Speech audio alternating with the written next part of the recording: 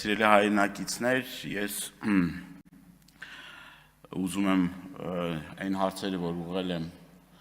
պարոն Քթոյանին, մի փոքր բացենք այդ խնդիրները եւ ի վերջո հասկանանք ինչ գործիքակազմեր են կիրառում, որպեսզի մեր հայրենակիցները այլևս չբախվեն այն խնդիրներին, որը բավականին դժվարեցնում է իրենց հարցերը։ Խնդիր առաջին, որին տարբեր հանդիպումների ժամանակ մեր հայրենակիցները մեզ դիմում են, բազմաթիվ նաև նամակներ եմ ստացել, ես հարց տալու իմ հնարավորության ժամանակ ասել եմ, բայց եւս մեկ անգամ օգտվելով առիթից ուզում եմ այս ամբիոնից էլի խոսել 16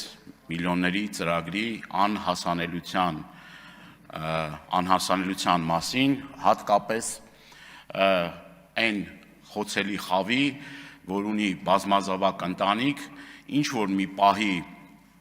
բանկային խնդիրների պատճառով կամ ինչ որ մեկին երաշխավոր դառնալու պատճառով այսօր զրկված է այդ ծրագրի շահառուն դառնալու։ Տեսեք, ես այսպես եմ պատկերացրել այդ ծրագիրը 16 միլիոնների հետ կապված, որ առաջնահերթ հնարավորություն պետք է ունենան այդ բնակարանները կառուցելու այն մարդիկ, որոնք որ դրա անհրաժեշտության կարիք ունեն։ Այսինքն, այն մարդիկ, որոնք մինչ այդ պահը չունեն բնակարան, բազմազավակ ընտանիք ունեն, բազմազավակ ընտանիքի անդամներ ունեն, որոնք նաև այս ամբողջ ընթացքում, չգիտեմ, տարիներ շարունակ զրկված են եղել բնակարանից, մեր զոհված հերոսների ընտանիքի անդամները եւ առաջնային պիտի լուծվեր այդ մարդկանց բնակարան ունենալու խնդիրը։ Բայց մի կողմից պետությունը տրամադրում այդ գումարը, մյուս կողմից բանկերը խոչընդոտում են, խնդիրներ են ստեղծում, որ մարդիկ այդ բնակարանները կառուցեն։ Դրանք բազմաթիվ են այդ օրինակները եւ օր առաջ պետք է այդ խնդիրը լուծվի եւ ի վերջո մարդիկ բնակարան ունենալու հնարավորություն ունեն։ Այդ ծրագիրը կներեք նրա համար չի, որ 3 տուն ունեցողը 4-րդ տունն էլ ստանա, կամ նրա համար չի, որ սահմանամերձ գոտում ինչ որ մեկը կներեք ամառանոց ունենա։ Տենց օրինակները շատ են եւ ցավալիորեն կրկնում եմ բավականին շատ դիմումներ ենք ստանում եւ ի վերջո այդ խնդիրը պետք է լուծվի։ Մի քանի անգամ ասել ենք, մի քանի հնարավորություն ունեցել ենք սրա մասին խոսելու դեռ 1 տարի առաջ, բայց էլի խնդիրը չի լուծվում։ Հաջորդը ես ցանկանում եմ նաև առիթը օգտագործել, խոսել մեր գյուղական բնակավայրերում ապրող մեր հայրենակիցների հետևյալ խնդրին, որը հանդիպումների ժամանակ բավականին շատ են մեզ ուղղում, բնական աղետների հետևանքով տուժած մարդիկ, որոնք որ դառը դատում են, բավականին լուրջ խնդիրներ են ունենում, ոռոգման ջրի հետ կապված բնական աղետից էլ մի հատ էլ տուժում են այդ մարդիկ, վարկային միջոցներ են վերցնում եւ զբաղվում են գյուղատնտեսությամբ, եւ այդ աղետների հետևանքով մարդիկ հնարավորություն չեն ունենում մյուս սեզոնին սկսել իրենց գյուղատնտեսական աշխատանքները։ Վարկերը բավականին, ուրեմն բարձր տոկոսադրույքով են եւ ի վերջո 1-2 տարի եթե չի հաջողվում ուրեմն իրենց այն ակնկալող բերքը ունենալ, մարդիկ ուղղակի թաղվում են վարկային պարտավորությունների մեջ եւ սկսվում է այդ անվերջանալի այդ շղթան եւ ի վերջո մարդիկ հրաժարվում են իրենց հողը մշակելուց։ Չափազանց կարևոր խնդիր է եւ մենք պետք է առանձին ինչ որ գործիքակազմերով կարողանանք այդ մարդկանց մատչելի վարկային, ուրեմն մատչելի պայմաններ ստեղծել, որ իրենք կարողանան օգտվել մատչելի վարկային գծերից։ Սա պետք է դառնա մեր գյուղատնտեսության զարգացման գրավականներից մեկը։ Եվ էլի մի կարևոր հարց կա, որին նաև ուզում եմ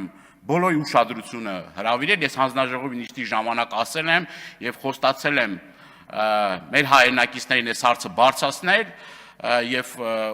ուզում եմ չնայած ձեր հետ այդ խնդիրը չի առնչվում, բայց քանի որ խոստացել եմ, պետք է ասեմ դրա մասին, դա սահմանամերձ եւ համայնքներում հատկապես Տավուշի մարզում, ուրեմն Գեղարքունիքի մարզում, Սյունիքի մարզում, ուրեմն մեր հայրենակիցները 8 խորանարդ մետր փայտի ամեն տարի դա որոշում է, ամեն տարի տրամադրվում է այդ 8 խորանարդը թափուկ վառելիքի, որտեղ որ նաև մենք ինչ որ չափով կարողանում ենք լուծել մարդկանց ձմեռը տաքանալու խնդիրը։ Այս տարի չգիտես ինչի, դա չի աշխատում եւ բավականին շատ մեր հայրենակիցներ շիվարած չգիտեն իրենց ուրեմն ձմեռվա տաքանալու հարցը ոնց են լուծելու։ Այս խնդիրը շատ հրատապ է եւ եթե մենք մի քիչ ուշացնենք, այս մարդիկ ձմեռվա շրջանում ուղղակի սրտահարվելու են, որովհետեւ այլ միջոց չունեն բնակարան տաքացնելու։ Ես չեմ հասկանում, այս ինչ խնդիր է, որ մենք չենք կարողանում արագ այս խնդիրը կազմակերպել լուծել։ Սա կրկնում եմ, չափազանց կարևոր է, եւ հանձնաժողովի նիստի ժամանակ ես այս խնդիրը բարձրացրել եմ, բայց մինչեւ այս պահն էլ այդ խնդիրը չի լուծվել։ Չի լուծվել այդ խնդիրը։ Խոսում ենք տարբեր բաներից, այդտեղ կարանք քննադատենք իրար եւ այլ, բայց ժողովուրդ, այդ մեր բոլորիս հայրենակիցներն են։ Կապ չունի ում ընտրում այդ մարդը, ում, չգիտեմ, աջակիցն է եւ այլ։ Բայց խնդիրները պետք է լուծվեն այստեղ եւ ազգային ժողովի падգամավորը որ խնդիր է բարձրացնում։ Կառավարությունը պետք է աչալուրջ լինի այդ խնդիրները լուծի, մեզ համար չենք այդ խնդիրը բարձրացնում։ Այդ մեր հայրենակիցների համար ենք բարձրացնում։ Թե պետք է իշխանական падգամավորը լինենք, որ 5 րոպեում այդ հարցը լուծվի։ Ասում եք նորմալ բան չեք ասում։ Քիչ է եղել հարյուրավոր դիմումներ են ուղարկել, ձեզ անպատասխան է մնացել։ Էլի մեր քաղաքացիներին վերաբերելի ու կապ չունի, ես չեմ էլ հետաքրվել այդ մարդու ում ընտրում։ Ինձ համար բացարձակ նշանակություններ չունի։ Ասում եք ամիսներ առաջ ասում եք Սովետաշենի աղբանոցը, էլի հարյուրավոր դիմումներ են գրել, մարդիկ ասում են, այս պայմաններում հնարավոր չի։ Էլ չենք կարողանում այս պայմաններում ասում են, այլևս հնարավոր չի։ Այդ տարածաշրջանի ժողովուրդը ուրեմն դատապարտված են այդ, չգիտեմ, այդ թունավոր ծուխը շնչելու։ Մինչև Երևան քաղաք չհասավ, չհասկացան խնդրի կարևորությունը։ Բա ասել ենք, տարիներ շարունակ, ամիսներ շարունակ, ասել ենք, որ այս խնդիրը կա, գոյություն ունի։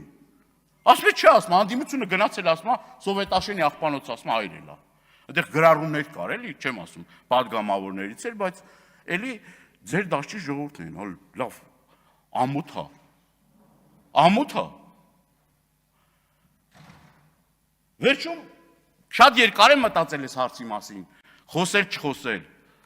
բայց էլի պատեհություն ուզում եմ օգտագործել, խոսել դրա մասին, ինձ համար շատ մի ցավոտ միջադեպի մասին։ Տարիներ շարունակ ես իմ ընկերների հետ այն զորամասը այցելել ենք, ծաղիկներ ենք խոնարհել մեր զոհված ընկերների հիշատակին։ Տարիներ շարունակ այս տարի ապիկարությունը հասել է այն մասշտաբի, որ ինձ արգելել են մտնել զորամաս իմ ընկերների հիշատակի ծաղիկներ խոնարհելու։ Ասելով, որ այս մարդը եթե ձեզ հետ է, մենք չենք կարա ձեզ թույլ տանք։ Ամոթ է։ Միջև վերին օղակները ասել եմ սրա մասին։ Համարները ճշտել եմ, զանգել եմ բոլոր պատկան մարմիններին։ Ամոթ չի ձեզ։ Պաշտպանության նախարարություն, լիքը խնդիրներ ա եղել, ես տեղի չեմ բարձրաձայնել, ձեզ առանձին ասել եմ ինչա ես բանեմ, լրտեսեմ, ինչ չի կարելի մտնել։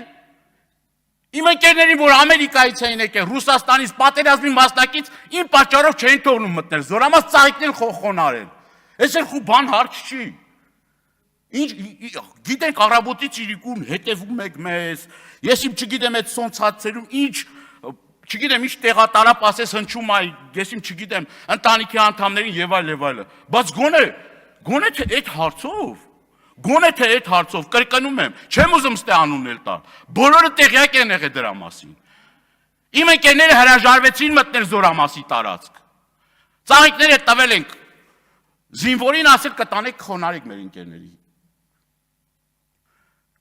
ու ամոթ է, վերջ տվեք այս գործելաբոճը։ Ինձ եք ուզում այդ իմ ընկերների առջև ամոթով թողել։